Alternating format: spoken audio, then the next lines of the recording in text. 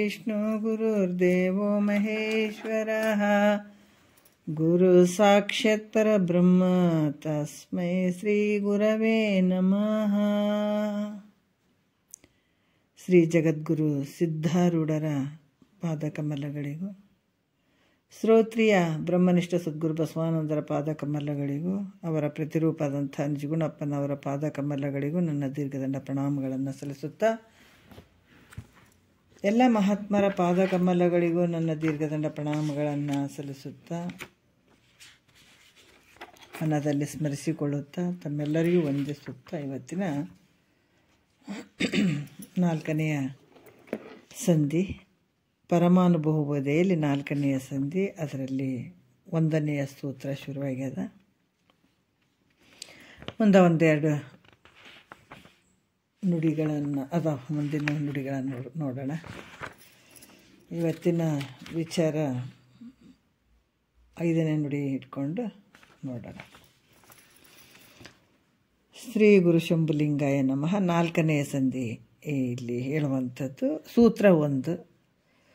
ಗುರುವಚನವೇ ಶ್ರುತಿ, ಗುರುವಚನವೇ ಸ್ಮೃತಿ, ಗುರುವಚನವೇ ಸರ್ವವಿನಿಯಳೆ ಅಂತ ಹೇಳಿದ್ದಾರೆ ಅವರು.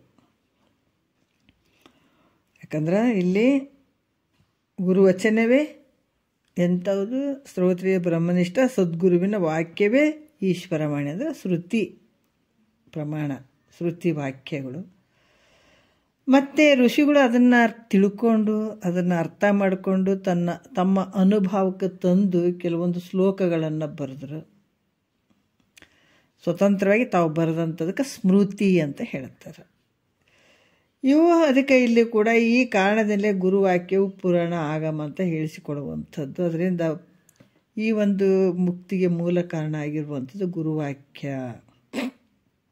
ಅದರಿಂದ ಮೋಕ್ಷದ ಅಪೇಕ್ಷೆ ಉಳ್ಳಂಥ ಪುರುಷನು ಮೊದಲು ಶ್ರೋತ್ರಿಯ ಬ್ರಹ್ಮನಿಷ್ಠ ಸದ್ಗುರುಗಳಿಗೆ ಆಗುವಂಥದ್ದು ಬಹಳ ಮುಖ್ಯ ಅನ್ನುವಂಥದ್ದು ಹೇಳ್ತಾರೆ. ಯಾಕಂದ್ರೆ ಗುರುವಚನವೇ ಶ್ರುತಿ ಐತೆ, ಗುರುವಚನವೇ ಸ್ಮೃತಿ ಐತೆ, ಗುರುವಚನವೇ ಎಲ್ಲಕ್ಕೂ ಕಾರಣವಾಗಿರುವಂಥ ಸರ್ವವಿನಿಯಳಿ ಅಂತ ಹೇಳ್ತಾರೆ. ಎಲ್ಲಕ್ಕೂ ಕಾರಣವಾಗಿರುವಂಥ ವಚನವೇ. ಯಾಕಂದ್ರೆ ಮೋಕ್ಷಕ್ಕೆ ಕಾರಣವಾಗಿರುವಂಥದ್ದು ಗುರುವಚನನೇ ಕಾರಣ ಆಗಿರುವಂಥದ್ದು. ಅದು ಹೆಂಗದ? ಶ್ರುತಿನೂ ಅದ ಮತ್ತು ಸ್ಮೃತಿನೂ ಇರುವಂಥದ್ದು ಅಂತ ಹೇಳಿದರು, ಹಿಂದಿನ ವಿಚಾರದಲ್ಲಿ ಹೇಳಿದ್ದಾರೆ ಅವರು. ಮತ್ತಿಂದ ಇಲ್ಲಿ ನಿನ್ನೆ ವಿಷಯದಲ್ಲಿ 4ನೇ ನುಡಿ ಕೂಡ ಬಂತು. ಗುರುವಚನ. ಯಾಕಂತಾರೆ ಗುರುಗಳಿಗೆ ನಾವು ಯಾಕೆ ಶರಣಗತನಾಗಬೇಕು? ನಾವೇ ಶ್ರುತಿಗಳನ್ನು ನೋಡಿ ಓದ್ಕೊಳಕ್ಕೆ ಬರಂಗಿಲ್ಲೇನು ಅಂತಂದ್ರೆ ಹಂಗೆ ಬರಂಗಿಲ್ಲ. ಯಾಕಂದ್ರೆ ಗುರುವಚನವೇ ಶ್ರುತಿ, ಪರಮಾರ್ಥವಿದು ತಾನು ಗುರುವಿಂದೇ ವೇದ್ಯವೆಲ್ಲವೂ ನೋಡೆ.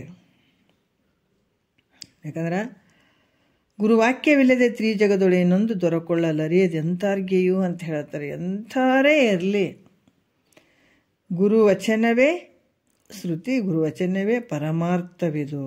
ಅಂದರೆ ಇದೇ ನಿನ್ನ ನಿಜ ಸ್ವರೂಪದ ಬಗ್ಗೆ ತಿಳ್ಕೊಳ್ಳುವಂಥದ್ದು ಪರಮಾರ್ಥವಿದು.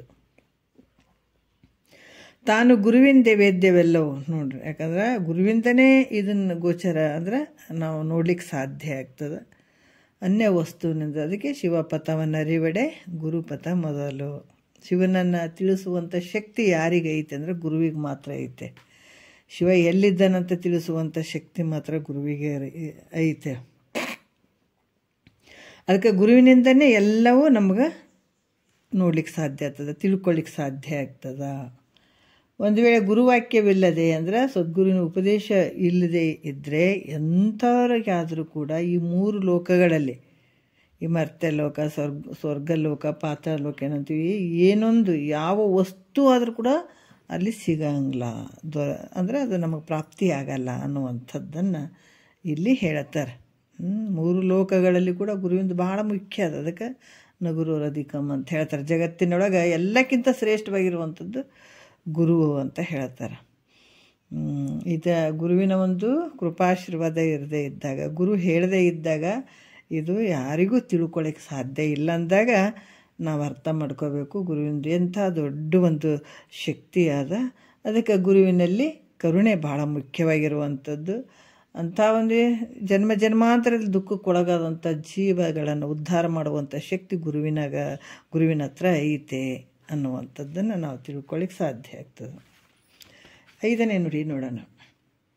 ಶ್ರುತಿಗೆ ನಾವು ವೇದ ಅಂತ ಹೇಳ್ತೀವಿ, ಗುರುವಾಕ್ಯಕ್ಕೆ ನಾವು ಹೇಳಂಗಿಲ್ಲ ವೇದ ಅಂತ ಶಂಕೆ ಬಂದರೆ, ಯಾಕಂದ್ರೆ ಶ್ರುತಿಗೆ ನಾವು ವೇದ ಅಂತ ಹೇಳ್ತೀವಿ. ಮತ್ತು ಗುರುವಾಕ್ಯಕ್ಕೆ ನಾವು ವೇದ ಅಂತ ನಾವು ಹೇಳಂಗಿಲ್ಲ ಅಂತ ಶಂಕೆ ಮಾಡಿದ್ರೆ, ಈಶ್ವರನ ವಾಣಿ ಆದಂಥದ್ದು ಶ್ರುತಿ. ಮತ್ತು ಅಜ್ಞಾತ ಅಬಾಧಿತವಾದಂಥ ಪರಬ್ರಹ್ಮ ಬೋಧಿಸುವಂತೆ ಗುರುವಾಕ್ಯವು ಬ್ರಹ್ಮನನ್ನೇ ಬೋಧಿಸೋದ್ರಿಂದ, ಯಾಕಂದ್ರೆ ಆ ವಿಚಾರಗಳನ್ನು ಆತ ಸ್ವೀಕಾರ ಮಾಡಿರ್ತಾನೆ. ಈಶ್ವರವಾಣಿ ಕೂಡ ಏನಾಗ್ತದೆ, ಅಜ್ಞಾನವನ್ನು ಕಳೆಯುವಂಥದ್ದೇ ಅದ. ಗುರು ಕೂಡ ಅದನ್ನೇ ಬೋಧಿಸ್ತಾನೆ. ಅದಕ್ಕೆ ಗುರುವಾಕ್ಯವು ಬ್ರಹ್ಮವನ್ನು ನೀನೇ ಪರಬ್ರಹ್ಮ ಸ್ವರೂಪ ಅಂತ ಗುರು ಕೂಡ ಹೇಳ್ತಾನೆ. ಶ್ರುತಿ ವಾಕ್ಯಗಳು ಕೂಡ ಅದಾವೆ. ಹಂಗಾಗಿ ಗುರು ವಾಕ್ಯ ಹೆಂಗದಂದ್ರೆ ವೇದ ಒಂದು ಪ್ರಮಾಣ ಆಗಿರುವಂಥದ್ದು. ಅದನ್ನೇ ಬ್ರಹ್ಮವನ್ನೇ ಬೋಧಿಸ್ತಾನೆ ಗುರು. ಶ್ರುತಿ ಇರುವಂಥದ್ದು ಅದನ್ನೇ ಹೇಳುವಂಥದ್ದು. ಐದನೇ ನುಡಿಯಲ್ಲಿ ಅದನ್ನು ವಿಸ್ತಾರವಾಗಿ ಹೇಳ್ತಾರೆ ಅವರು. ಗುರುವಾಕ್ಯವಿಲ್ಲದೆ ಪರತತ್ವವೆಂತಪ್ಪ ಪುರುಷರಿಗೆ ಸಿದ್ಧಿಸದು, ಅದರಿಂದೆ ಗುರುಪಯೋಧರೆ ಕೇಳು ಪರಿಭಾವಿಸಿದೊಡೆಂತು ಗುರುವಚನವೇ ವೇದವೆನಿಪುದು ಅಂತ ಹೇಳ್ತಾರೆ. ಯಾಕಂತಂದ್ರೆ ಮೈತ್ರಾದೇವಿಯನ್ನು ವರ್ಣನೆ ಮಾಡ್ತಾರೆ. ಆಲಿಸು ಕೇಳು ಮೈತ್ರಾದೇವಿ ಅನ್ನುವಂಥದ್ದು. ಗುರುವಾಕ್ಯವಿಲ್ಲದೆ ವೇದಾರ್ಥವನ್ನು ಬೋಧಿಸುವ ಗುರುಗಳು ನೋಡ್ರಿ ಏನು ಹೇಳ್ತಾರೆ, ಗುರುವಾಕ್ಯವಿಲ್ಲದೆ ವೇದಾರ್ಥವನ್ನು ಬೋಧಿಸುವ ಗುರುಗಳ ಉಪದೇಶವಿಲ್ಲದೆ ಅಂದರೆ ಗುರುವಾಕ್ಯವಿಲ್ಲದೆ ಪರತತ್ವವೆಂತಪ್ಪ ಅಂತ ಹೇಳ್ತಾರೆ. ಗುರುವಿನನ್ನು ಅಲ್ಲಿ ಕಾಣಬೇಕು. ಗುರು ಹೆಂಗಿರ್ಬೇಕಂದ್ರೆ ಶ್ರೋತ್ರಿಯ ಬ್ರಹ್ಮನಿಷ್ಠ ಸದ್ಗುರು ಇರಬೇಕು, ಅಥವಾ ಎಲ್ಲವನ್ನ ತಿಳ್ಕೊಂಡಿರ್ಬೇಕಾಗ್ತದೆ. ಅಂಥ ಒಂದು ಗುರು, ಅದಕ್ಕೆ ಆಚಾರ್ಯವಾನ್ ಪುರುಷೋ ವೇದ ಅಂತ ಹೇಳ್ತಾರೆ. ವೇದ ಅಂದ್ರೆ ಗುರುವಿನನ್ನು ಯಾರು ಹೊಂದುತ್ತಾರ ಆತ ಬ್ರಹ್ಮವನ್ನೇ ತಿಳಿತಾನೆ. ಹಂಗಾಗಿ ಈ ರೀತಿಯಾಗಿ ಯಾರೇ ಆಗಿರ್ಬೋದು, ಗುರುವಿನ ಉಪದೇಶವಿಲ್ಲದೆ ವಾಕ್ಯದ, ಅದಕ್ಕೆ ನಿಜಗೊಂಡ್ರು ಮೊದಲೇ ಹೇಳಿಬಿಟ್ಟಿದ್ರೆ ಶ್ರೀ ಗುರು ವಚನೋಪದೇಶವನ್ನು ಆಲಿಸಿದಾಗಳು. ಶ್ರೀ ಗುರು ಅಂತ ಹೇಳಿದಾರೆ ಅವರು. ಶ್ರೀ ಗುರು ವಚನೋಪದೇಶವನ್ನು ಆಲಿಸಿದಾಗಳಹುದು ನರರಿಗೆ ಮುಕ್ತಿ ಅಂತ ಹೇಳಿದ್ದಾರೆ ಅವರು. ಯಾಕಂದ್ರೆ ಸದ್ಗುರುವಿನ ವಾಕ್ಯಗಳನ್ನು ಆಲಿಸಿದಾಗ, ಅಲ್ಲಿ ಓದಿದಾಗಂದಿಲ್ಲ ಬರ್ದಾಗಂದಿಲ್ಲ, ಆಲಿಸಿದಾಗಳಹುದು ನರರಿಗೆ ಮುಕ್ತಿ ಅಂತ ಹೇಳ್ತಾರೆ.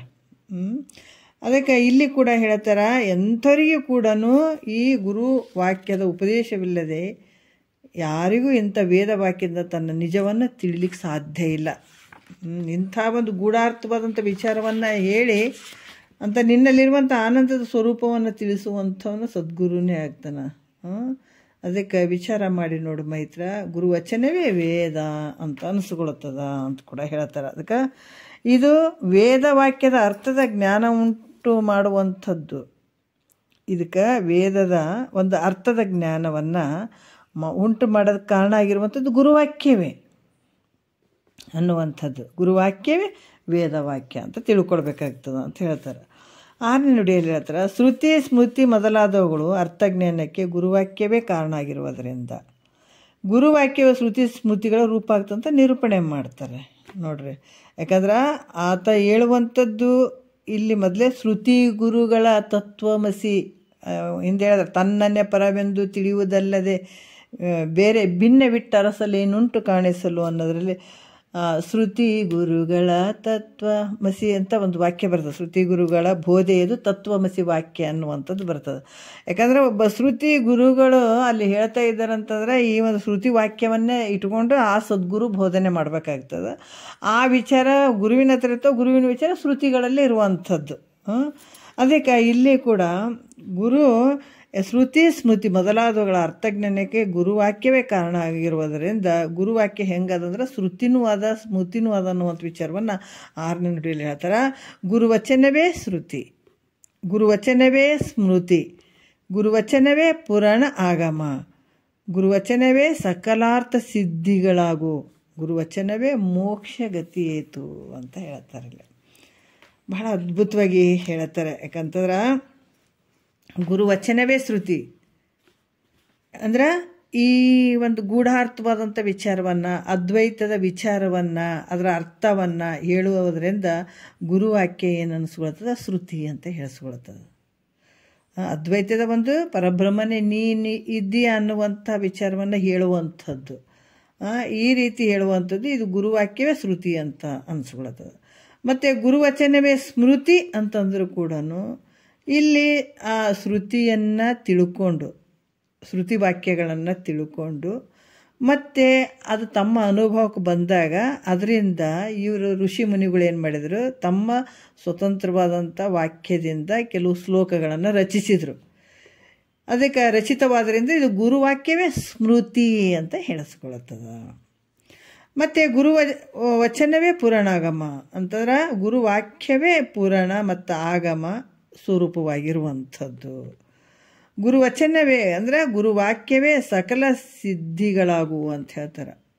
ಯಾಕಂದ್ರೆ ಎಲ್ಲ ಒಂದು ಭೋಗದ ವಸ್ತುಗಳಾಗಿರ್ಬೋದು ಮತ್ತು ಮೋಕ್ಷ ಸಿಗುವಂಥದ್ದಾಗಿರ್ಬೋದು, ಇವೆಲ್ಲವನ್ನು ಉಂಟು ಮಾಡುವಂಥ ಶಕ್ತಿ ಗುರುವಾಕ್ಯದಲ್ಲೇ ಐತೆ. ಅದಕ್ಕೆ ಗುರುವಚನವೇ ಮೋಕ್ಷಗತಿಯೇತು ಅಂತ ಹೇಳ್ತಾರಲ್ಲ. ಧ್ಯಾನ ಮೂಲ ಗುರುಮೂರ್ತಿ, ಪೂಜ್ಯ ಮೂಲ ಗುರುಪಾದ, ಮಂತ್ರ ಮೂಲ ಗುರುವಾಕ್ಯ, ಮುಕ್ತಿ ಮೂಲ ಗುರುಕೃಪಾ ಅಂತ ಹೇಳ್ತೀವಲ್ಲ. ಹಾಗಾಗಿ ಮುಕ್ತಿ ಮೂಲ ಗುರುಕೃಪಾ, ಮುಕ್ತಿಗೆ ಗುರುಕೃಪಾನೇ. ಧ್ಯಾನ ಮೂಲ ಗುರುಮೂರ್ತಿ, ನೋಡ್ರಿ, ಧ್ಯಾನ ಮಾಡೋ ಗುರುಮೂರ್ತಿ. ಪೂಜ್ಯ ಮೂಲ ಗುರುಪಾದ, ಮಂತ್ರ ಮೂಲ ಗುರುವಾಕ್ಯಂ, ಎಲ್ಲ ಅಲ್ಲೇ ಸಿಕ್ಕಿಬಿಡ್ತದೆ. ಎಂಥ ಶ್ರೋತ್ರಿಯ ಬ್ರಹ್ಮನಿಷ್ಠ ಸದ್ಗುರುಗಳು. ಅದು ಮುಕ್ತಿ ಮೂಲ ಗುರುಕೃಪಾ, ಈ ರೀತಿಯಾಗಿರುವಂಥ. ಅದಕ್ಕೆ ಮೋಕ್ಷಗತಿಯೇತು ಅಂದರೆ ಗುರುವಾಕ್ಯವೇ ಮೋಕ್ಷಕ್ಕೆ ಅಂದರೆ ಕಾರಣ ಆಗಿರುವಂಥದ್ದು, ಮೋಕ್ಷ ಪ್ರಾಪ್ತಿಗೆ ಕಾರಣ ಆಗಿರುವಂಥದ್ದು. ಗುರುವಾಕ್ಯದಿಂದನೇ ಇದು ಆಗ್ತದೆ. ಯಾಕೆ ಗುರುವಿನ ಅಷ್ಟು ಶಕ್ತಿ ಇರ್ತದೆ, ಆ ವಾಣಿಯಲ್ಲಿ ಶಕ್ತಿ ಇರ್ತದೆ. ಅದಕ್ಕೆ ಗುರುವಿಗೆ ಮಾತು ಗೀತ ಅನ್ನಂಗಿಲ್ಲ, ವಚನ ಅಂತ ಹೇಳ್ತಾರೆ. ಗುರು ಮಾತಾಡಿದ್ರೆ ಗುರು ವಚನ ಅಂತ ಹೇಳ್ತಾರೆ, ಮಾತು ಅಂತ ಹೇಳಂಗಿಲ್ಲ. ಮಾತಂದ್ರೆ ಒಳಗೆ ಏನು ಅಂದ್ಕೊಂಡದ್ದು ಹೊರಗೆ ನಡಿಬೋದು, ನಡೆದದ್ದು ನುಡಿಬೋದು, ಏನೋ ನಡೀತಾವೆ. ಒಂದು ಹೇಳಿದ್ರು ಕೂಡ ಒಂದು ಸುಳ್ಳು ಆಡ್ಬೋದು, ಅದು ಆ ಮಾತುಗಳು ಅನ್ನಿಸ್ತಾವೆ. ಆದರೆ ಗುರುವಾಕ್ಯ ಹಂಗಿರಂಗಿಲ್ಲ. ಎರಡೂ ರೀತಿ ಒಳವರೆಗೆ ಒಂದೇ ಇರ್ತಾವ. ಮೇಲೆಗೆ ನಡೆದಂಗೆ ನುಡ್ದಂಗೆ ನಡೆದಿರ್ತಾನೆ. ಅದಕ್ಕೆ ಗುರು ವಚನ ಅಂತ ಹೇಳ್ತಾರೆ. ಅದಕ್ಕೆ ಇಲ್ಲಿ ಕೂಡ ಹೇಳ್ತಾರೆ, ಇಂಥ ಒಂದು ಶ್ರುತಿ ಸ್ಮೃತಿ ಪುರಾಣ ಆಗಮ ಇವೆಲ್ಲ ಮೋಕ್ಷ ರೂಪ ಪುರುಷಾರ್ಥವಾದರೂ ಕೂಡ ಇವೆಲ್ಲ ಅಂದರೆ ಗುರುವಾಕ್ಯದಿಂದಲೇ ಇವು ಆಗಿರುವಂಥವು ಅಂತ ಕೂಡ ಹೇಳ್ತಾರೆ. ಮತ್ತು 7ನೇ ನುಡಿಯಲ್ಲಿ ನೋಡೋಣ. ಅದರಿಂದ ಗುರುವಾಕ್ಯವೇ ವೇದ ವಾಕ್ಯವೆಂದು ದೃಢವಾಗಿ ನಂಬತಕ್ಕದ್ದೆಂದು ಹೇಳ್ತಾರೆ. ಅದರಿಂದ ಗುರುವಾಕ್ಯ ಹೆಂಗದ,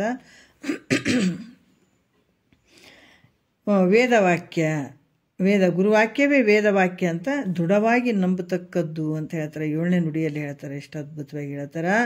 ಅದರಿಂದ ವೇದ ಪುರಾಣ ಆಗಮ ಸ್ಮೃತಿ ಪದಸಿದ್ಧಿಗಳ ಬೇರೆ ಅರಸದೆ ಸುದತಿ ಸದ್ಗುರುವಾಕ್ಯವನ್ನೇ ನಂಬು, ನೀನು ಅತಿ ಮುದದಿಂದ ಬಹು ಬುದ್ಧಿಗಳನ್ನಿಕ್ಕಿ ಅಂತ ಹೇಳ್ತಾರೆ. ಸುದತಿ ಇಲ್ಲಿ ಏನು ಹೇಳ್ತಾರೆ ನಿಜಗೊಂಡ್ರು ಇದು ಯಾಜ್ಞವಲ್ಕರು. ಅದರಿಂದೇ ಅಂದರೆ ಈ ಕಾರಣದಿಂದೇ ವೇದ ಪುರಾಣ ಆಗಮ ಶ್ರುತಿ ಏನು ಪದಸಿದ್ಧಿಗಳದ, ವೇದಗಳಲ್ಲಿ ಹೇಳಿದಂಥ ಸಿದ್ಧಿ ಮೊದಲಾದವುಗಳು ಅದನ್ನು ಭಿನ್ನವಾಗಿ ಹುಡುಕದೆ. ಸುದತಿ ಅಂದರೆ ಆಕೆನ ಹಲ್ಲುಗಳ ಬಗ್ಗೆ ವರ್ಣನೆ ಮಾಡ್ತಾರೆ. ಭಾಳ ಏನು ಮೆಕ್ಕೆತನೆ ಹೆಂಗೆ ಜೋಡಿಸಿರ್ತಾರೆ ಆ ಥರ ಆಕೆಯ ಹಲ್ಲುಗಳು ಅಂತ ಹಲ್ಲುಗಳ ಬಗ್ಗೆ ವರ್ಣನೆ ಮಾಡ್ತಾರೆ. ಸುದತಿ ಅಂತಂದ್ರೆ ಬಹಳ ಪ್ರೀತಿಯಿಂದ ಹೇಳ್ತಾರೆ ನೋಡ್ರಿ. ಹೆಂಗಂದ್ರೆ ವೇದಗಳಲ್ಲಿ ಹೇಳಿದಂತೆ ಯಾವುದೊಂದು ಪದವಿಯನ್ನಾಗಲಿ ಅಥವಾ ಸಿದ್ಧಿಯನ್ನಾಗಲಿ ಅಪೇಕ್ಷೆ ಮಾಡದೆ, ವೇದಗಳಲ್ಲಿ ಹೇಳಿದಂಥದ್ದು ಯಾವ ಪದವಿ ಮಾಡಿದಾರ ಅಲ್ಲೇ ಕೆಲವೊಂದು ವಿಚಾರಗಳನ್ನು ಹೇಳಿದ್ದಾರೆ. ಪದವಿಗಳಂತಂದ್ರೆ ಈ ಸಾಲೋಕ್ಯ, ಸಾಮೀಪ್ಯ, ಸಾರೂಪ್ಯ ಇವು ಎಲ್ಲ ಕೆಲವೊಂದು ವಿಚಾರಗಳು ಬರ್ತಾವೆ. ಆಮೇಲೆ ಸಿದ್ಧಿಗಳು, ಅಣಿಮಗರಿ ಅಷ್ಟಸಿದ್ಧಿಗಳನ್ನು ಇವ್ಯಾವು ಅಪೇಕ್ಷೆ ಮಾಡಬಾರ್ದು. ಯಾಕಂದ್ರೆ ಅವು ಶಾಶ್ವತ ಅಲ್ಲ. ಹೇಳಿದ್ರಲ್ಲ ಏನಂದ್ರೆ ಯಾವುದು ಏನಿರ್ದೊಡೆ ನಮ್ಮ ನಿಜ ಬೋಧೆ ಒಂದಿಲ್ಲದರೆ ಕಾನನದ ಬೆಳದಿಂಗಳಂತೆ ನಿಷ್ಫಲವದರಲ್ಲಿ ಅಣಿಮಾದಿ ಸಕಲ ಸಿದ್ಧಿಗಳೊಡನೆ ತನ್ನ ಮನ ದಣಿವಂತೆ ನಾಕಲೋಕ ದೋಳು ಪರಿಣಮಿಸಿ ಅಣಿಯರದ ಗುರು ಸಿದ್ಧನೊಡ ನೈಕ್ಯ ಒಡೆಯದಿರೆ ಹೆಣಾಕೆ ಮಾಡಿರ್ದ ಶೃಂಗಾರದಂತಹುದು ಅಂತ ಹೇಳಿದ್ದಾರೆ. ಯಾಕಂದರೆ ಇವು ಪದವಿಗಳಾಗಿರ್ಬೋದು, ಆಮೇಲೆ ಮತ್ತು ಇದು ಸಿದ್ಧಿಗಳಾಗಲಿ ಇವ್ಯಾವು ಶಾಶ್ವತ ಅಲ್ಲ. ಅವೆಲ್ಲ ಅಪೇಕ್ಷೆ ಮಾಡ್ದೇ ಬಹಳ ಭಕ್ತಿಯಿಂದ ಕೂಡಿ ಸದ್ಗುರುವಿನ ವಾಕ್ಯವನ್ನೇ ನಂಬು ಅಂತ ಹೇಳ್ತಾರೆ. ಎಷ್ಟು ಅದ್ಭುತವಾಗಿ ಹೇಳ್ತಾರೆ ನೋಡ್ರಿ ಅವರು. ಬೇರೆ ಯಾವುದಕ್ಕೆ ಅಪೇಕ್ಷೆ ಮಾಡಬೇಡ. ಸದ್ಗುರು ಏನು ಹೇಳಿದಾನ ಆ ವಾಕ್ಯವನ್ನು ಏನೇಂತ ಹೇಳಿದ್ದಾರೆ ಅವರು, ಶ್ರುತಿ ಸ್ಮೃತಿ ಎಲ್ಲನೂ ಗುರುವಾಕ್ಯ ಅಂತ ನೀನು ನಂಬು, ವಿಶ್ವಾಸ ಇಡು. ಅದಕ್ಕೆ ಶ್ರದ್ಧಾವಾನ್ ಲಭತೆ ಜ್ಞಾನ ಅಂತ ಹೇಳಿದಾರ. ಅದು ಎಷ್ಟು ಶ್ರದ್ಧೆ ಇಡ್ತಿದಿ ಅಂಥ ಸ್ವಾನುಭವದ ಸುಖ ತಾನೇ ಕೈ ಸೇರ್ತದೆ ಬಂದು. ಈ ವಾಕ್ಯವನ್ನು ನೀನು ನಂಬು. ಅದಕ್ಕೆ ಗುರುವಾಕ್ಯವನ್ನು, ಸದ್ಗುರುವಿನ ವಾಕ್ಯವನ್ನು ನಂಬು. ಸದ್ಗುರು ಎಂತತ್ತಿರ್ಬೇಕನ್ನೋದು ನಮ್ಗೆ ಗೊತ್ತದ. ಗುರುಗಳು ಭಾಳ ಜನ ಅದಾರ ಅಂತನೂ ಗೊತ್ತದ. ಸದ್ಗುರು ಇದು ಸತ್ಯ, ಇದು ಮಿಥ್ಯ ಅಂತ ಒದಿವಿ ಬೋಧಿಪನೆ ಸದ್ಗುರು ಹಕ್ಕಂತ ಮೊದಲು ಹೇಳ್ಕೊಂಡು ಬಂದಿದ್ದಾರೆ. ಈಗ ಅಂಥ ಸದ್ಗುರುವಿನ ವಾಕ್ಯವನ್ನು ನೀನು ನಂಬು. ಇದರಿಂದ ನಿನಗೆ ಎಲ್ಲ ಸಕಲ ಪ್ರಯೋಜನಗಳು ಆಗ್ತಾವ ಅಂತ ಹೇಳ್ತಾರೆ. ನಿನ್ನ ಜನ್ಮನೇ ಪಾವನ ಆಗಿಬಿಡ್ತದೆ ಅಂಥ ಒಂದು ಗುರುವಾಕ್ಯದಲ್ಲಿ ಐತೆ. ನೀನು ಹೆಂಗೆ ಕೇಳಬೇಕು, ಅಲ್ಲಿ ಭಾಳಷ್ಟು ವಿಚಾರಗಳು ಹೇಳ್ತಾರೆ. ಹೆಂಗೆ ಕೇಳಬೇಕು, ಶ್ರದ್ಧೆಯಿಂದ ತೊಗೊಳ್ಬೇಕು ಆ ವಿಚಾರಗಳನ್ನು, ಅದ್ರ ಪ್ರಕಾರ ನಡ್ಕೋಬೇಕು. ಕೇಳಿ ಬಿಟ್ಟವ್ರು ಭಾಳ ಜನ ಅದಾರೆ. ಇಷ್ಟು ವರ್ಷ ಕೇಳಿನ್ರಿ ಅಂತಾರೆ, ಅಥವಾ ಅಲ್ಲಿ ಕೇಳಿವಿ ಇಲ್ಲಿ ಕೇಳಿವಿ ಅಂತ ಕೇಳಿ ಬಿಡ್ತೀವಿ. ನಾವು ಅದನ್ನು ಅಳವಡಿಸ್ಕೊಳ್ಬೇಕು. ಮಹಾತ್ಮರು ಇದನ್ನು ಅಳವಡಿಸ್ಕೊಂಡ್ರು. ನಾವು ಕೇಳಿ ಅದನ್ನು ಬಿಟ್ಬಿಡ್ತೀವಿ ಅಷ್ಟೇ. ಕೇಳಿ ಬಿಟ್ಟಿವ್ರಿ ಅಂತ ಬಿಡ್ತೀವಿ. ಅದನ್ನು ನಾವು ಅಳವಡಿಸ್ಕೊಂಡಿವೇನಂದರೆ ಇಲ್ಲ, ಅಳವಡಿಸ್ಕೊಳ್ಬೇಕು ಇವನ್ನೆಲ್ಲ ವಾಕ್ಯಗಳನ್ನು. ಅದಕ್ಕೆ ಇವ್ರು ಹೇಳ್ತಾರೆ, ನಿನ್ನ ನಂಬಿಕೆಯಿಂದ ಇವುಗಳನ್ನು ತಗೊಂಡಾಗ ಇದರಿಂದ ಅನಂತ ಫಲಗಳು ನಿನಗದಾವ, ಪ್ರಯೋಜನಗಳು ಅದಾವ ಅಂತ ಕೂಡ ಹೇಳ್ತಾರೆ ಅವರು. 8ನೇ ನುಡಿಯಲ್ಲಿ ಹೇಳ್ತಾರೆ, ಪರಬ್ರಹ್ಮ ಸ್ವರೂಪವನ್ನು ಶಿಷ್ಯನ ಅನುಭವಕ್ಕೆ ಬರುವ ಹಾಗೆ ಉಪದೇಶ ಮಾಡೋದ್ರಿಂದ ಗುರುವಾಕ್ಯ ಏನಾಗ್ತದೆ, ಶಾಬ್ದಿ ಪ್ರಮಾಣ ಅಂತ ಹೇಳ್ತಾರೆ. ಶಾಬ್ದಿ ಪ್ರಮಾಣದ ಬಗ್ಗೆ ಹೇಳ್ತಾರೆ ಅವರು. ಏನು ಹೇಳ್ತಾರೆ ನೋಡೋಣ. ಅನುಭವ ಗೋಚರವೆನಿಪ್ಪಂತೆ ಪರತತ್ವವನ್ನು ತಾನಿದಿರೆಂದು ಪೇಳುವುದರಿಂದ ಇನಿಯಳೆ ವರ ಗುರು ವಚನವೇ ಶಾಬ್ದವೆಂದೆನಿಪ ಪ್ರಮಾಣ ಒಪ್ಪುದು ನೋಡು ಅಂತ ಹೇಳ್ತಾರೆ ನೋಡ್ರಿ. ಅಂದ್ರೆ ಇನಿಯಳೆ ಅಂದರೆ ಸ್ತ್ರೀಯಳೆ.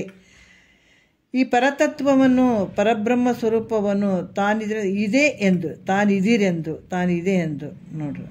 ಅನುಭವ ಗೋಚರವೆನಿಪ್ಪಂತೆ, ಅನುಭವಕ್ಕೆ ಬರುವ ಹಾಗೆ ಹೇಳುವುದರಿಂದ ಸದ್ಗುರು ವಾಕ್ಯವೇ ಶಬ್ದ ಒಂದು ಪ್ರಮಾಣ ಅಂತ ಹೇಳಿಸ್ಕೊಳ್ತದ.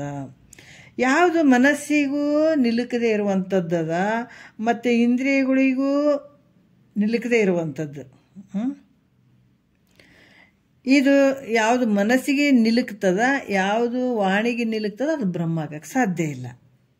ಅಂದ್ರೆ ಮಾತು ಮತ್ತು ಮನಂಗಳಿಗೂ ಅತ್ತಿತ್ತ ಹೇಳ್ತಾರೆ. ಮಾತು ಮನಂಗಳಿಂದ ಅತ್ತತ್ತ ಮೀರಿದ ಅಂತ ಹೇಳ್ತಾರಲ್ಲ, ಹಂಗೆ ಈ ಮನಸ್ಸಾಗಿರ್ಬೋದು ಮತ್ತು ವಾಣಿಯಾಗಿರ್ಬೋದು ಇದನ್ನು ಅರಿಯುತ್ತಾ ತಾನೊಂದಾಗಿ ದೃಕ್ ರೂಪವು ಯಾವುದಾಗಿರ್ತದೋ, ಅದು ನೋಡುವಂಥದ್ದು ಯಾವುದಾಗಿರ್ತದೋ, ಅದನ್ನು ಮಾತನ್ನು ಅರಿಯುವಂಥದ್ದು ಮತ್ತು ವಾಣಿಯನ್ನು ತಿಳ್ಕೊಳ್ಳುವಂಥದ್ದು ಅದು ಯಾವುದಿರ್ತದೋ ಅದು ಬ್ರಹ್ಮ ಎಂದು. ಹೆಂಗಂದ್ರೆ ಅಂಗೈಯೊಳಗಿನ ನಲ್ಲಿಕಾಯಿ ಹಂಗೆ ಅದು ಇರುವಂಥದ್ದು. ಅಪರೋಕ್ಷ ಜ್ಞಾನವನ್ನು ಉಂಟು ಮಾಡಿಕೊಡುವುದರಿಂದ ಗುರುವಾಕ್ಯ ಹೆಂಗೆ, ಅದಕ್ಕೆ ಹೇಳ್ತಾರೆ, ಶ್ರೀ ಗುರುವಿಗೆ ಶಿಷ್ಯನು ಪಡಮಟ್ಟು ರಾಗಮ್ಮಿಗೆ ಭಕ್ತಿಯೊಳಳವಟ್ಟು ತನ್ನ ನಿಜ ಸ್ಥಿತಿ ತಾನೆಂದು ಮುನ್ನಿನ ಪರಿಭವ ಎಂತಾಯಿತೆಂದು ನನ್ನಿಯೇ ನೆನಗೀಗಳ್ಪೇಳೆಂದು ಭಿನ್ನಯಿಸಿದಡೆ ಗುರು ಉತ್ತಮನೊಂದು. ಈ ಕೆಲವು ಪರಮಾರ್ಥ ಗೀತೆಯಲ್ಲಿ ಬರ್ತದೆ. ಯಾಕಂತಂದ್ರೆ ಈ ಪರಿಭವ ದುಃಖ ಅನ್ನುವಂಥದ್ದು ಭಾಳ ದೊಡ್ಡದಿರ್ತದಲ್ಲ, ಇದನ್ನು ಯಾವುದಕ್ಕೆ ನಿಲುಕದೇ ಇರುವಂಥದ್ದು, ಮನಸ್ಸಿಗೂ ನಿಲುಕಂಗಿಲ್ಲ, ವಾಣಿಗೂ ನಿಲುಕದೇ ಇರುವಂಥದ್ದನ್ನು ಒಂದು ಅನುವಿನಿಂದ ಅಲ್ಲಿ ಹೇಳ್ತೀನಂತ ಸದ್ಗುರು ಹೇಳಿದಾರೆ, ಶಿಷ್ಯರಿಗೆ ಹೇಳ್ತಾರೆ. ಅದಕ್ಕೆ ಯಾವ ರೀತಿ ಅಂತಂದ್ರೆ ಆ ಒಂದು ಪರಬ್ರಹ್ಮ ವಿಷಯವನ್ನು ಅಪರೋಕ್ಷ ಜ್ಞಾನವನ್ನು ಉಂಟು ಮಾಡಿಕೊಡುವಂಥ ಗುರುವಾಕ್ಯ ಏನು ಹೇಳುತ್ತದಂದ್ರೆ ಶಾಬ್ದಿ ಪ್ರಮಾಣ ಅಂತ ಹೇಳಿಸ್ಕೊಳುತ್ತದೆ. ಅಂದ್ರೆ ಅಲ್ಲಿ ಶಬ್ದ ಸಂಬಂಧವಾದಂಥ ಪ್ರಮಾಣ. ಗುರು ಅಲ್ಲಿ ಹೇಳುವಂಥದ್ದು, ಶಿಷ್ಯ ಕೇಳುವಂಥದ್ದು, ಈ ವಿಚಾರಗಳನ್ನು ಹೇಳುವಂಥದ್ದು. ಅಂದ್ರೆ ಅಪರೋಕ್ಷ ಜ್ಞಾನವನ್ನು ಉಂಟು ಮಾಡಿಕೊಡುವಂಥ ಗುರುವಾಕ್ಯವು ಶಾಬ್ದಿ ಪ್ರಮಾಣ ಅಂತ ಅನಿಸ್ಕೊಳುತ್ತದ ಅಂತ ಕೂಡ ಹೇಳ್ತಾರೆ ಅವರು. ಮತ್ತು ಗುರುವಾಕ್ಯವೇ ಯುಕ್ತಿಯೊಡಗೂಡಿ ಪರಬ್ರಹ್ಮವು ಅನುಭವಕ್ಕೆ ಬರುವ ಹಾಗೆ ಹೇಳೋದ್ರಿಂದ ಅದೇನು ಅನಿಸ್ಕೊಳ್ತದ, ಅನುಮಾನ ಪ್ರಮಾಣ ಅಂತ ಹೇಳಿಸ್ಕೊಳ್ತದೆ. ಅಂದರೆ ಕೆಲವು ದೃಷ್ಟಾಂತಗಳ ಮೂಲಕ ಯುಕ್ತಿಯೊಡಗೂಡಿ ಪರಬ್ರಹ್ಮದ ಅನುಭವಕ್ಕೆ ಬರುವಂಗೆ ಹೇಳುವಂಥದ್ದು.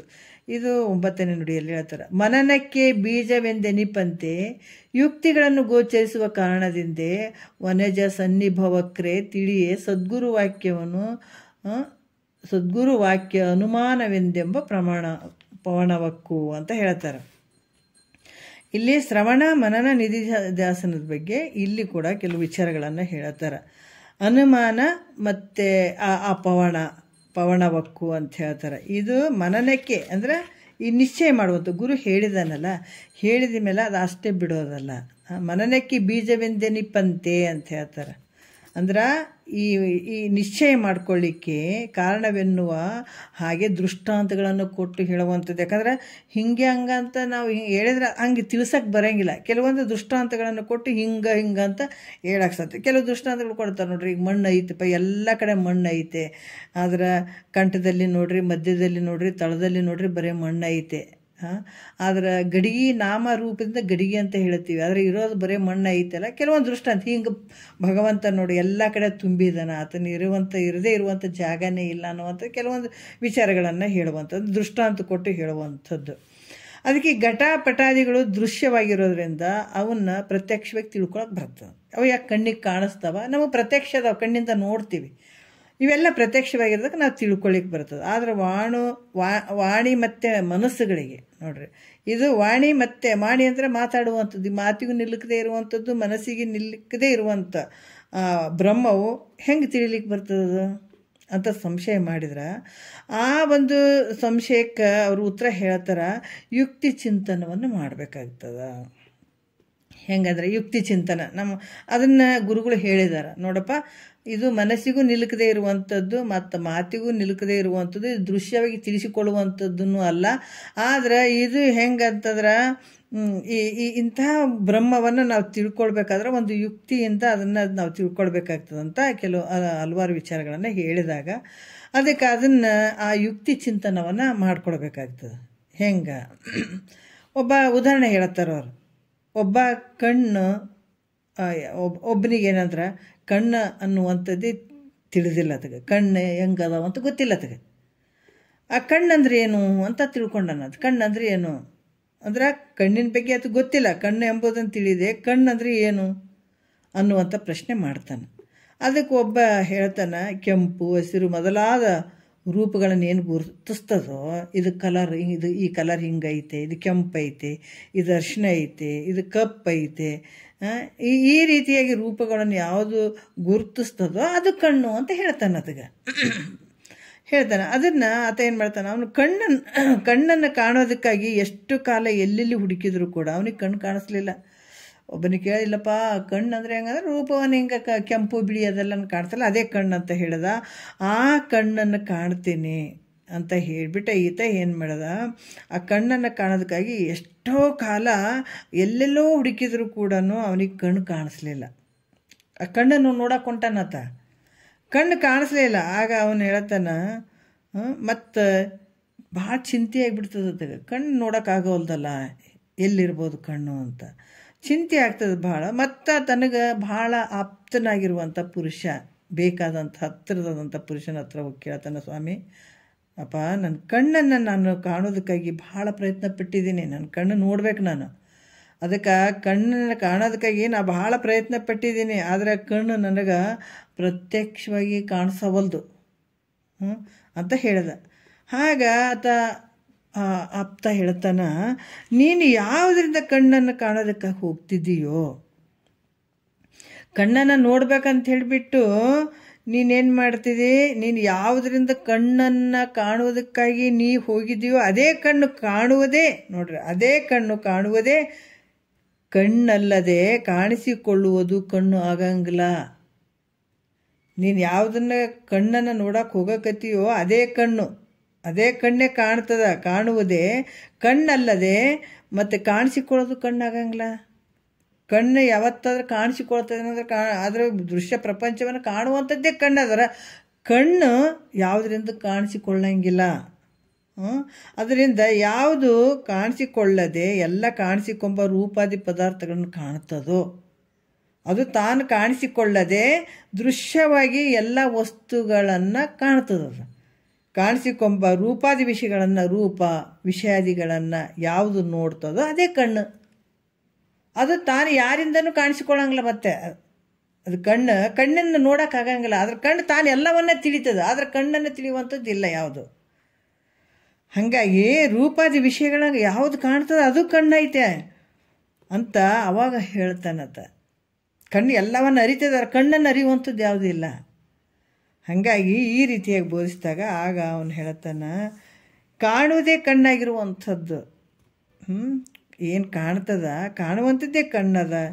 ಇದು ಯಾವುದರಿಂದಾಗಲಿ ತನ್ನಿಂದಾಗಲಿ ಇದು ಕಾಣಲಿಕ್ಕೆ ಬರುವಂಥದ್ದು ಅಲ್ಪ ಇದು ಅಂತ ಆವಾಗ ಹೇಳಿದಾಗ ಅದನ್ನು ತಿಳ್ಕೊಂಡು ಖುಷಿ ಆಗ್ತಾನಲ್ಲ. ಅದೇ ಕಣ್ಣಿನ ಸ್ವರೂಪನೇ ನೋಡಿದ್ರೆ ಮತ್ತೆ ಕಣ್ಣು ಬೇರೆ ಮತ್ತೆ ಏನಾದ್ರು ತಿಳ್ಕೊಳಕ್ಕಾಗ್ತಾನಂದ್ರೆ ಆಗಲ್ಲ. ಅದನ್ನು ಈ ರೀತಿಯಾಗಿ ನಾವು ಏನು ಮಾಡಬೇಕು ಅಂತಂದಾಗ ಈ ಒಂದು ವಿಚಾರ, ಗುರು ಹೇಳಿದಂಥ ವಿಚಾರವನ್ನು ನಾವು ಯುಕ್ತಿ ರೀತಿಯಿಂದ ಇದು ಮನನ ಮಾಡುವಂಥದ್ದು. ಇದು ಹೌದು ಅಲ್ಲ, ಇದು ಹಿಂಗೆ ಹಂಗೆ ಅಂಥೇಳಿ ಗುರು ಹೇಳಿದ ನಂತರ ಮತ್ತು ನಮ್ಮಲ್ಲಿ ಕೆಲಸ ನಡೀತಾವೆ, ಭಾಳ ನಡಿಬೇಕು. ಇದಕ್ಕೆ ಭಾಳ ಸಮಯ ಬೇಕು. ಬರೀ ನಾವು ಹೇಳ್ಕೊತ ಹೋಗ್ತೀವಿ ಅಂತಲ್ಲ. ಇದು ಗುರು ಹೇಳಿದ ನಂತರ ಕೇಳಿದ ಮೇಲೆ ಇದಕ್ಕೆ ಸಮಯ ಬೇಕು. ಕೂತ್ಕೊಂಡು ಅದನ್ನು ಮನನ ಮಾಡ್ಕೊಳ್ಬೇಕು ಚೆನ್ನಾಗಿ. ಅದಕ್ಕೆ ಹೇಳ್ತಾರೆ ಮಹಾತ್ಮರು, ಒಂದನ್ನು ಕರೆಕ್ಟಾಗಿ ಮಾಡಬೇಕು, ಪರಿಪೂರ್ಣವಾಗಿ ಒಂದನ್ನು ಕ್ರಮವಾಗಿ ಇದನ್ನು ವಿಚಾರ ತಿಳ್ಕೊಳ್ಬೇಕು. ಒಂದು ಗುಳಿಗೆ ತೊಗೊಂಡ ಮೇಲೆ ಪದೇ ಪದೇ ಮೇಲೆ ತೊಗೊಳ್ಬೇಡ್ರಿ ಅಂತಾರೆ. ಯಾಕಂತಂದ್ರೆ ಅದು ರಿಯಾಕ್ಷನ್ ಆಗಿಬಿಡ್ತದೆ. ಅದಕ್ಕೆ ಟೈಮ್ ಬೇಕಲ್ಲ. ಕೆಲವು ಮುಂಜಾನೆ ಗುಳಿಗೆ ತೊಗೊಂಡ್ರೆ ರಾತ್ರಿನೇ ತೊಗೊಳ್ಬೇಕಂತಾರೆ. ಯಾಕಂದ್ರೆ ಅದು ಕೆಲಸ ಮಾಡ್ಬೇಕಲ್ಲ ಒಳಗೆ. ಮೇಲೆ ಹಾಕ್ಕೊಂಡ್ರೆ ಏನಾಗ್ತದೆ, ರಿಯಾಕ್ಷನ್ ಆಗಿಬಿಡ್ತದೆ. ಒಂದೂ ಆಗಂಗಿಲ್ಲ, ಸರಿ ಆಗಂಗಿಲ್ಲ, ಇನ್ನೂ ಉಲ್ಟಾ ರೋಗ ಬರ್ತದೆ, ತೊಂದರೆ ಆಗ್ತದೆ, ಭಾಳಷ್ಟು ಕಷ್ಟ ಅನುಭವಿಸ್ಬೇಕಾಗ್ತದೆ. ಇದು ಕೂಡ ಹಾಗೇನೆ. ಯಾಕಂದರೆ ಮೊದಲೇ ಗುರುವಾಕ್ಯ ಹೆಂಗದವ, ಶ್ರುತಿ ಸ್ಮೃತಿ ಪುರಾಣ ಎಲ್ಲ ಅಂತ ಹೇಳಿದ್ದಾರೆ. ಅಂಥ ಶ್ರೋತ್ರಿಯ ಬ್ರಹ್ಮನಿಷ್ಠ ಸದ್ಗುರು ವಾಕ್ಯಗಳನ್ನು ಹೇಳ್ತಾ ಇದ್ದಾಗ ಅದು ಶ್ರದ್ಧೆಯಿಂದ ನಂಬಬೇಕು. ಇವತ್ತೇನು ಹೇಳಿದ್ದಾರೆ ಸದ್ಗುರು, ಏನು ಹೇಳಿದ್ದಾರೆ ಅಂದ್ರೆ ಅದನ್ನು ತಿರುಗ ಮನನ ಮಾಡಬೇಕಾದಂಥದ್ದು ಭಾಳ ಮುಖ್ಯ. ಅದಕ್ಕೆ ಟೈಮ್ ಬೇಕಾಗ್ತದೆ. ಅದು ನಮ್ಮ ಒಳಗಡೆ ಇದು ಹೌದಾ ಅಲ್ಲ ಇವುದ ಒಂದು ಸ್ವಲ್ಪ ನಾವು ಇದಕ್ಕೆ ಕೇಳೋದು ಮತ್ತು ಇನ್ನೊಂದು ಚೂರು ಅದು ಬೇರೆ ಕಡೆ ನೋಡೋದು. ಆ ಗ್ರಂಥದಾಗ ಹಂಗೈತೆ ಅನ್ನೋದು, ಈ ಗ್ರಂಥದಾಗ ಹಿಂಗೈತೆ ಅನ್ನೋದು ಅಂದ್ರೆ ಅಲ್ಲಿ ಏನಾಗ್ತದೆ, ರಿಯಾಕ್ಷನ್ ಹೆಂಗೆ ಗುಳಿಗೆ ಭಾಳ ತೊಗೊಂಡು ಒಂದ್ರ ಮೇಲೆ ಒಂದು ಪದೇ ತೊಗೊಂಡುಗಳನ್ನ ಹೆಂಗೆ ರಿಯಾಕ್ಷನ್ ಅನ್ನೋದು ಹಂಗಾಗಕ್ಕೆ ಶುರು ಆಗ್ತದೆ. ಏನು ಕ್ರಮಬದ್ಧವಾಗಿ ಹೋಗುವಂಥದ್ದು ಸದ್ಗುರು ಹೇಳ್ತಾ ಇದ್ದಾನೆ, ಹಿಂಗೆ ಅಂತ ಹೇಳ್ತಾ ಇದ್ದಾನೆ ಅಂದಾಗ ಅದಕ್ಕೆ ಸಮಯ ಇಟ್ಟುಕೊಂಡು ಮನನ ಮಾಡ್ಕೊಳ್ಬೇಕು. ಇದು ಹಿಂಗದ, ಇದು ಹಿಂಗದ, ಅದು ನಮ್ಗೆ ಅನುಭವಕ್ಕೆ ಬರ್ತದೆ ಪಕ್ಕ. ಇದು ಶಾಸ್ತ್ರ ಹೆಂಗದಂದ್ರೆ ಎಲ್ಲೋ ಅಂತಃಪುರದ ಮನೆ ಕಟ್ಟಿದಾರ, ಅಲ್ಲಿ ಪುರ ಕಟ್ಟಿದ್ದಾರೆ, ಇದು ಪುರ ಕಟ್ಟಿದ್ದಾರೆ ಅಂತ ಹಿಂಗೆ ಹೇಳುವಂಥದ್ದು ಇಲ್ಲೇದು. ನಮ್ಮ ಒಳಗಡೆ ಇರುವಂಥದ್ದು ನಮ್ಮ ಅನುಭವಕ್ಕೆ ಬರುವಂಥದ್ದು ವಿಚಾರಗಳೇ ಅದಾವೆ. ಇರಲಿಲ್ಲ ಅಂದ್ರೆ ಒಪ್ಪೋದು ಬೇಡ. ಯಾಕಂದ್ರೆ ಅನುಭವಕ್ಕೆ ಬರುವಂಥ ವಿಚಾರಗಳು ಇವೆಲ್ಲ. ಅದಕ್ಕೆ ಸದ್ಗುರು ಹೇಳಿದಂಥ ವಿಚಾರಗಳನ್ನು ನಾವು ಅದನ್ನು ಮನನ ಮಾಡಿಕೊಳ್ಳುವಂಥದ್ದು ಇದು ಅನುಮಾನ ಪ್ರಮಾಣವಕ್ಕು ಅಂತ ಹೇಳ್ತಾರೆ. ಇದಕ್ಕೆ ಈ ರೀತಿಯಾಗಿ ಮನನ ಮಾಡಿಕೊಳ್ಳುವಂಥದ್ದು, ಅದನ್ನು ಮನನ ಮಾಡಿಕೊಂಡು ನಂತರ ಮುಂದಿಂದ ಹೇಳ್ತಾರೆ. ಇದರಂತೆ ತನ್ನ ಸ್ವರೂಪದ ಮನವಾಣಿ ಮೊದಲಾದವಳನ್ನು ಕಾಣುವುದಾಗಿರ್ತದೆ. ಯಾಕಂದ್ರೆ ತನ್ನ ಸ್ವರೂಪವು ಹೆಂಗದ ಇದ್ರಂಗೆ ಈ ಕಣ್ಣು ಎಲ್ಲ ದೃಶ್ಯಗಳನ್ನು ಹೆಂಗೆ ತಿಳ್ಕೊಳತ್ತದೋ ಅದ್ರಂಗೆ ಈ ಮನಸ್ಸನ್ನು, ವಾಣಿಯನ್ನು, ಇವೆಲ್ಲ ಇಂದ್ರಿಯಗಳನ್ನು, ಇವೆಲ್ಲವುಗಳನ್ನು ಕಾಣುವಂಥದ್ದು ನಿನ್ನ ಸ್ವರೂಪ. ಈ ಕಣ್ಣು ಎಲ್ಲ ಸಕಲ ಪ್ರಪಂಚವನ್ನು ಎಲ್ಲವನ್ನ ನೋಡ್ತದಿಲ್ಲ. ಇವೆರಡೇ ಕಣ್ಣು ಜಗತ್ತನ್ನು ನೋಡೋದು. ಅದಕ್ಕೆ ಈ ಕಣ್ಣೇ ಜಗತ್ತು ಅಂದ್ರೆ ಹೇಳುವಂಥದ್ದು. ಪ್ರತಿಯೊಂದು ನೋಡುವಂಥದ್ದು ಈ ಕಣ್ಣು. ಈ ಕಣ್ಣು ಹೆಂಗೆ ಯಾವ ರೀತಿ ಅಂತಂದ್ರೆ ಇದ್ರಂಗೆ ನಿನ್ನ ಸ್ವರೂಪ ಹೆಂಗಂದ್ರೆ ಈ ಮನಸ್ಸನ್ನು, ವಾಣಿಯನ್ನು, ಶರೀರನ್ನು, ಇಂದ್ರಿಯಗಳನ್ನು, ಪ್ರತಿಯೊಂದು ವ್ಯವಹಾರ, ನೀನು ಹುಟ್ಟೋದು ಸಾಯೋದು ಎಲ್ಲಟು ಅರಿಯುವಂಥದ್ದು ಅದು ನಿನ್ನ ಸ್ವರೂಪನೇ ಅರಿತದ. ಯಾಕೆ ನಿದ್ರೆ ಒಳಗೆ ಮತ್ತು ಎಲ್ಲವನ್ನು ಅರಿಯುವಂಥದ್ದು, ಜಾಗ್ರತೆ ತಿಳ್ಕೊತದ, ಸ್ವಪ್ನ ತಿಳ್ಕೊತದ, ಸುಸುಪ್ತಿ ತಿಳ್ಕೊತದೆ, ಎಲ್ಲ ಕಾಲದಲ್ಲಿ ಇರುವಂಥದ್ದು ನಿನ್ನ ಸ್ವರೂಪದ. ಎಲ್ಲವನ್ನು ತಿಳಿತಿರ್ತದೆ, ಎಲ್ಲವನ್ನು ಅರಿತಿರ್ತದೆ, ಎಲ್ಲದರಲ್ಲೂ ತಾನಿರ್ತದೆ. ಹಂಗಾಗಿ ನೀನು 84 ಲಕ್ಷ ಜೀವರಾಶಿಯಿಂದ ಹುಟ್ಟಿ ಬಂದಿದ್ದೀನಿ, ಸತ್ತಿದ್ದೀನಿ, ಮಾಡಿದ್ದೀನಿ ಅಂದ್ರೆ ಅವೆಲ್ಲದಕ್ಕೂ ಅಧಿಷ್ಠಾನವಾಗಿರುವಂಥದ್ದು ನಿನ್ನ ಸ್ವರೂಪನೇ. ಹಾಗಾಗಿ ಇದೆಲ್ಲವನ್ನು ತಿಳಿಯುವಂಥದ್ದು ನಿನ್ನ ಸ್ವರೂಪ ಐತೆ ಹೊರತು ತಾನು ಮಾತ್ರ ಯಾವುದರಿಂದ ಕಾಣಿಸಿಕೊಳ್ಳುವಂಥವನಲ್ಲ, ಕಾಣಿಸಿಕೊಳ್ಳುವಂಥದ್ದಾಗಿರುವಂಥದ್ದಲ್ಲ ನಿನ್ನ ಸ್ವರೂಪ. ಅದಕ್ಕೆ ಮನವಾಣಿಗಳಿಗೆ ಅಗೋಚರವಾದಂಥದ್ದು ತನ್ನನ್ನು ತಾನು ಹೆಂಗೆ ತಿಳಿಬೇಕು ಅಂದರೆ ಅದು ಗೋಚರ ಆಗ್ತದಂತಲ್ಲ, ಅದು ಗೋಚರ ಆಗಂಗಿಲ್ಲ, ಆಗದೇ ಇರುವಂಥದ್ದು. ಅದು ಘಟಾದಿಪಟಾದಿಗಳಂಗೆ ದೃಶ್ಯವಾಗಿ ತಿಳಿಸ್ಕೊಳ್ತದೇನೋ ಅಂತಂದ್ರೆ ಅದು ನೋಡೋಕ್ಕೆ ಸಾಧ್ಯ ಇದೇನೋ ಅಂದರೆ ಹಂಗೆ ತಿಳಿಸ್ಕೊಳ್ಳುವಂಥದ್ದು ಅಲ್ಲ ಅದು ಅಂತ ನಿಶ್ಚಯ ಮಾಡಬೇಕು. ಇದೇ ರೀತಿ ಪ್ರತಿಯೊಂದು ಶ್ರವಣ ಮಾಡಿದ ವಿಷಯವನ್ನು ಯುಕ್ತಿಪೂರ್ವಕವಾಗಿ ಅಂದರೆ ನಮ್ಮ ಅನುಭವಕ್ಕೆ ಬರುವ ಹಾಗೆ ದೃಷ್ಟಾಂತದ ಮೂಲಕ ಇದನ್ನು ಏನು ಮಾಡ್ಬೇಕಂತಂದ್ರೆ ಚಿಂತನೆ ಮಾಡುವಂಥದ್ದು ನೋಡ್ರಿ. ಯಾರೋ ಬೈದ್ರಂದ್ರೆ ನಾವು ಇದು ಎದಕ್ಕೆ ಬೈದರು, ನಾ ಏನು ಮಾಡಿದೆ, ನಾ ಏನು ಬಿಟ್ಟೆ, ಇದು ತಪ್ಪಾಗಿರ್ಬೇಕು, ಅದಕ್ಕೆ ಅವ್ರು ಹಿಂಗೆ ಬೈದತ್ ನಾವು ಅಂತೀವಿಲ್ಲ. ಮನಸ್ಸಿನಾಗ ಎಲ್ಲ ಗೊಂದಲ ಶುರುವಾಗಿರ್ತದೆ ನಮ್ಗೆ, ಹೌದಿಲ್ಲ? ಅದಕ್ಕೆ ಸದ್ಗುರು ಹೇಳಿದ ಮೇಲೆ ಆದರೂ ಕೂಡ ಇದು ಎದಕ್ಕೆ ಹೇಳಿದಾರ, ಇದು ಹಿಂಗಲ್ಲ ಅಂತ ಹೇಳಿಬಿಟ್ಟು ಸ್ವಲ್ಪ ಅಲ್ಲಿ ಏನು ಮನನ ಮಾಡಬೇಕು. ಮನನ ಮಾಡ್ಕೊಂಡಾಗ ನಮಗೆ ಸಂಪೂರ್ಣ ಅದ್ರ ವಿಷಯ ಗೊತ್ತಾಗ್ತದಲ್ಲ. ಅದ್ರಂಗೆ ಇಲ್ಲಿ ಕೂಡ ಈ ಚಿಂತನೆ ಮಾಡೋದಕ್ಕೆ ಶ್ರವಣ ಮಾಡಿದ ವಿಷಯವನ್ನು ಅದನ್ನು ನಮ್ಮಲ್ಲಿ ಮನನ ಮಾಡುವ ಚಿಂತನೆ ಮಾಡೋದಕ್ಕೆ ಮನನ ಅಂತ ಹೇಳ್ತಾರೆ. ಈ ರೀತಿ ಗುರುವಾಕ್ಯವು ಮನನಕ್ಕೆ ಸಹಾಯ ಆಗುವ ಹಾಗೆ ಯುಕ್ತಿಗಳನ್ನು ಹೇಳುವುದರಿಂದ ಇದಕ್ಕೆ ಅನುಮಾನ ಪ್ರಮಾಣ ಅಂತ ಕೂಡ ಹೇಳ್ತಾರೆ. ಇದಕ್ಕೆ 10ನೇ ನುಡಿಯಲ್ಲಿ ಹೇಳ್ತಾರೆ. ಏನು ಹೇಳ್ತಾರೆ ನೋಡೋಣ. ಮನನ ದ್ವಾರ ಪರತತ್ವವನ್ನು ತನ್ನ ಅನುಭವಕ್ಕೆ ಬರುವಂತೆ ಮಾಡೋದ್ರಿಂದ ಗುರುವಾಕ್ಯ ಅನುಭೂತಿ ಅಂತ ಹೇಳ್ತಾರೆ. ಎಷ್ಟು ಅದ್ಭುತವಾಗಿ ಅದಕ್ಕೆ ಇವು ಹಂತ ಹಂತವಾಗಿ ಹೇಳ್ತಾರೆ ಅವರು. ಏನು ಹೇಳ್ತಾರ ಇಲ್ಲಿ ಕೂಡ ಹೇಳ್ತಾರ. ಅನುಮಾನದಿರುವಿನ ಯುಕ್ತಿ ಚಿಂತನವೆಂಬ ಮನನವೇ ತನ್ನ ಅನುಭವವದು ಜನಿಪುದಕ್ಕಾಗಿ ಆದಿ ಕಾರಣವಾದ ಗುರುವಾಕ್ಯವನ್ನು ಅನುಭೂತಿ ಎಂದೆಂಬ ಪವಣವಕ್ಕು ಅಂತ ಹೇಳ್ತಾರೆ.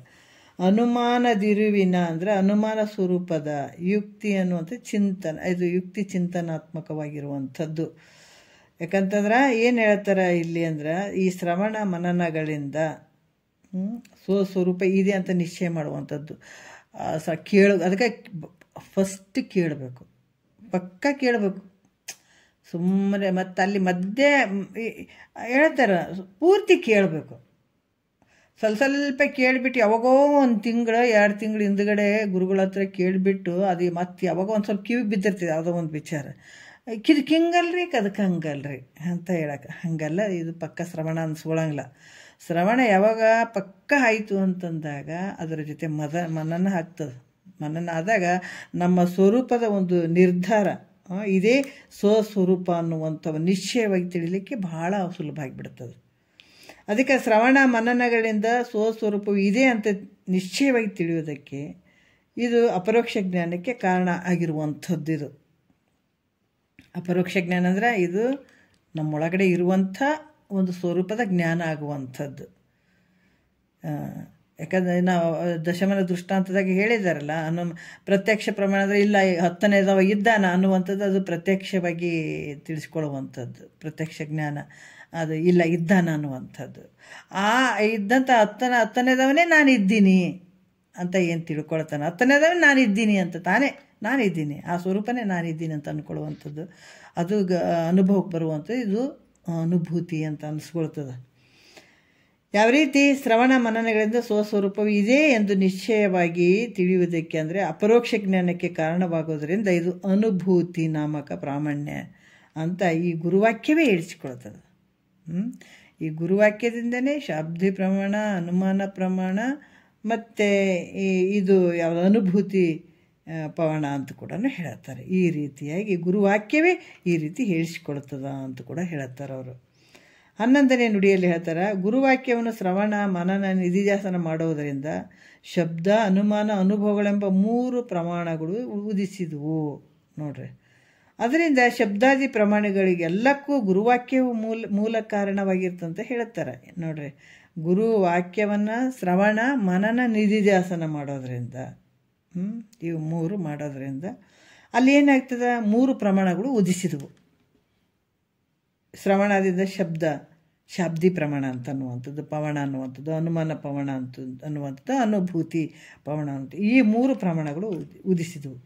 ಅದರಿಂದ ಶಬ್ದಾದಿ ಪ್ರಮಾಣಗಳೆಲ್ಲಕ್ಕೂ ಇದಕ್ಕೆ ಗುರುವಾಕ್ಯವೇ ಮೂಲ ಕಾರಣ ಅಂತ ಕೂಡ ಹೇಳ್ತಾರೆ. ಅದಕ್ಕೆ ಆವಗತಿ ಕ್ರಮವಿದು ಆ ಶ್ರವಣ ಆ ಮನನ ಒಪ್ಪುವ ನಿಧಿಧ್ಯಾಸವೆನಿಸುವ ಇವು ತಾವು ಅನುಕ್ರಮದೋಳು ಶಬ್ದ ಅನುಮಾನ ಅನುಭೂತಿ ಅಹವೆಂದು ತಿಳಿಯುವುದು ಅಂತ ಅದನ್ನು ಹೇಳ್ತಾರೆ. ಇಲ್ಲಿ ಏನು ಹೇಳ್ತಾರೆ, ಆವಗತಿ ಕ್ರಮವಿಡಂದ್ರೆ ತಿಳಿಯುವ ರೀತಿ, ಈ ರೀತಿ ತಿಳಿಯುವಂಥದ್ದು ಅಂದರೆ ಶ್ರವಣ ಮಾಡುವಂಥದ್ದು.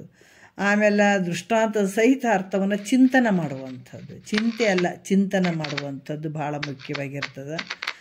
ಆಮೇಲೆ ನಿಧಿಧ್ಯಾಸನ ಅನ್ನುವಂಥದ್ದು ಈ ಒಂದು ವಿಚಾರವನ್ನು ನಾವು ಹೆಂಗೆ ತಗೊಳ್ಳುವಂಥದ್ದು ಅಂದ್ರೆ ಅದನ್ನು ವಿಚಾರ ಮಾಡಿದಾಗ ಅದು ಇದೇ ನನ್ನ ಸ್ವರೂಪ ಅಂತೇಳಿಬಿಟ್ಟು ಅವನು ನಿಶ್ಚಯ ಜ್ಞಾನ ಆಗುವಂಥದ್ದು. ಈ ರೀತಿಯಾಗಿ ಇಲ್ಲಿ ಹೇಳುವಂಥದ್ದು. ಕ್ರಮವಾಗಿ ಶಾಬ್ದಿ ಅಂತ ಅನುಮಾನ ಮತ್ತು ಅನುಭೂತಿ ಅಂತ ಈ ರೀತಿ ಪ್ರಮಾಣಗಳು ಅಂತ ಅನಿಸ್ಕೊಳ್ತಾವೆ. ಅದಕ್ಕೆ ಸದ್ಗುರು ವಾಕ್ಯವನ್ನು ಶ್ರವಣ ಮನನ ನಿಧಿಧ್ಯಾಸ ಮಾಡೋದ್ರಿಂದ ಆ ಶ್ರವಣವೇ ಶಾಬ್ದಿ ಪ್ರಮಾಣ ಅನಿಸ್ಕೊಳ್ತದ, ಮನನವೇ ಅನುಮಾನ ಪ್ರಮಾಣ ಅನಿಸ್ಕೊಳ್ತದ, ನಿಧಿಧ್ಯಾಸನವೇ ಅನುಭೂತಿ ಪ್ರಮಾಣ ಅಂತ ಈ ಕ್ರಮವಾಗಿ ಹೇಳಿಸ್ಕೊಳ್ತಾವ ಅಂತ ಕೂಡ ಹೇಳ್ತಾರೆ ಅವರು.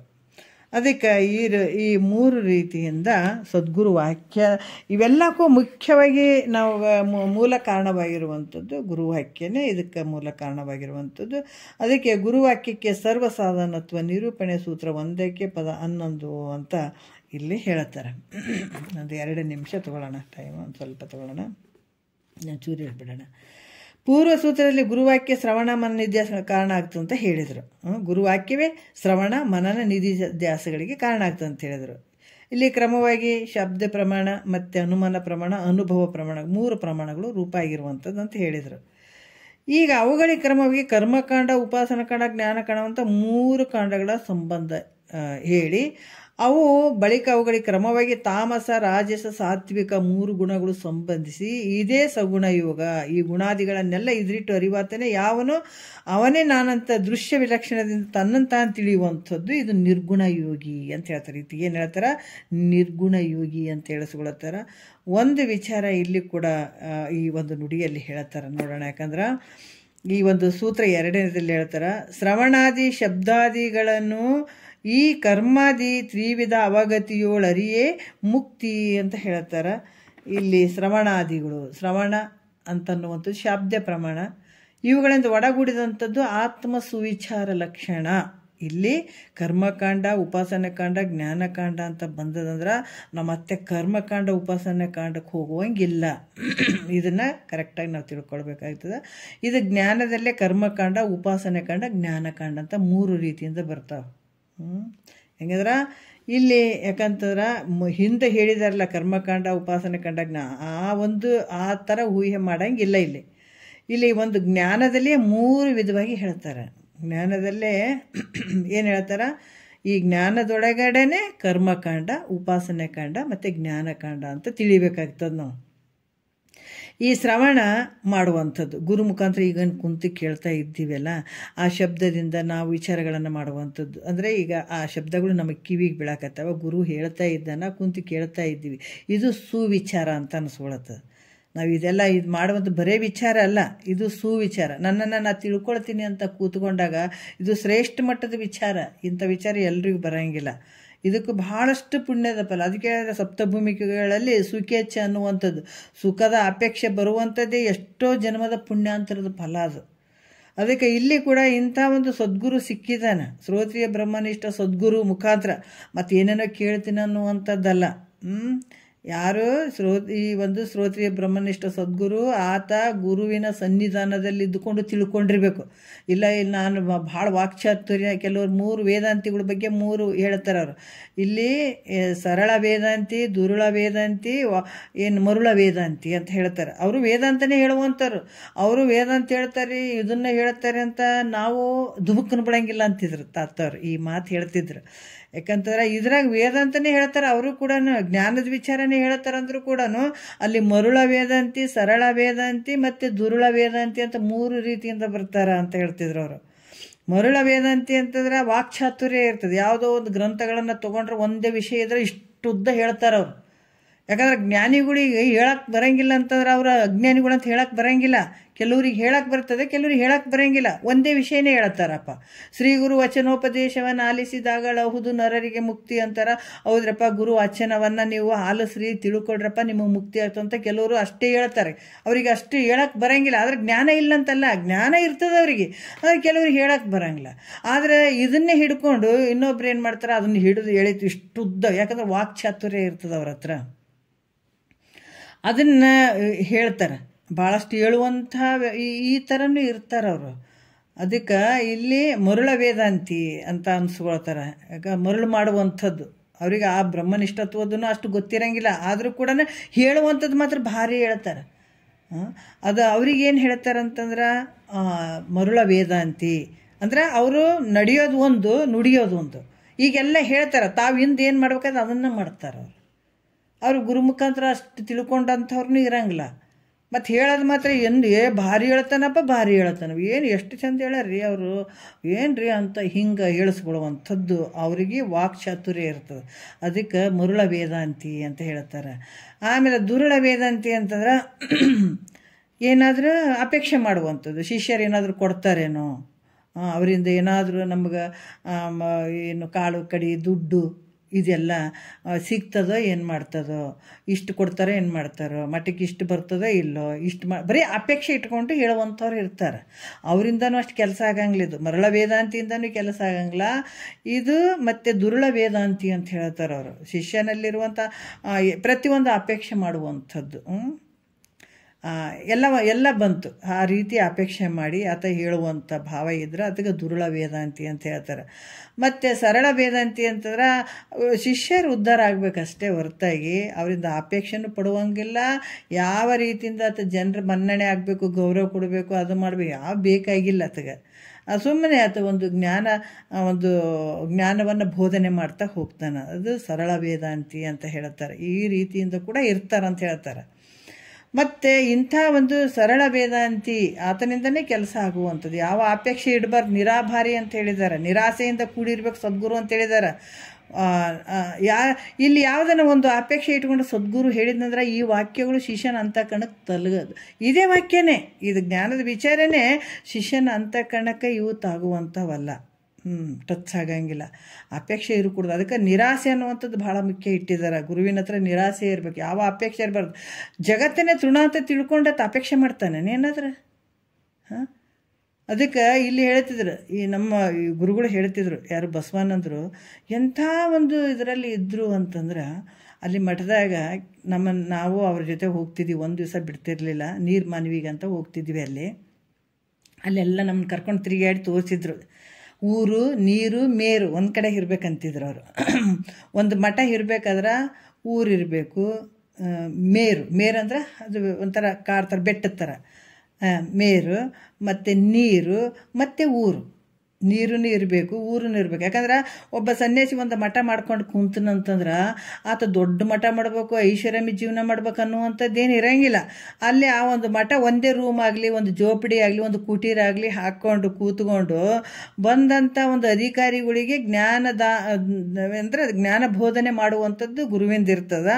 ಆತ ಏನು ಮಾಡಬೇಕು ಅಂತಂದ್ರೆ ನೀರಂದ್ರೆ ನೀರಿಂದ ಏನು ತೊಂದರೆ ಆಗಬಾರ್ದು. ಕುಂತು ಬಂದು ಅವರಿಗೆ ಗುರುಗಳಿಗೆ ಆಗಿರ್ಬೋದು, ಬಂದು ಶಿಷ್ಯರುಗಳಿಗೆ ಆಗಿರ್ಬೋದು. ಮತ್ತು ಊಟಕ್ಕಂದ್ರೆ ಭಿಕ್ಷೆ ಬೇಡ್ಕೊಂಡು ಅಥವಾ ಭಿಕ್ಷೆ ಮಾಡ್ಕೊಂಡು ಬಂದು ಅದನ್ನು ಊಟ ಮಾಡೋಕೆ ಇದಕ್ಕಾಗಿ 3 ಇರಬೇಕು ಅಂತ ಹೇಳ್ತಿದ್ರು. ಅದನ್ನೆಲ್ಲ ತೋರಿಸಿದಾಗ ಅವರು ಒಂದು ಮಾತು ಹೇಳಿದರು. ನಾನು ಬರೀ ಅಲ್ಲಿ ನೀಲಗಿರಿ ಗಿಡ ಮಾತ್ರ ಹಾಕಿದ್ರು ಮಠದ ಹತ್ರ ತುಂಬ ಎಲ್ಲ ಕಡೆ ಅವರು.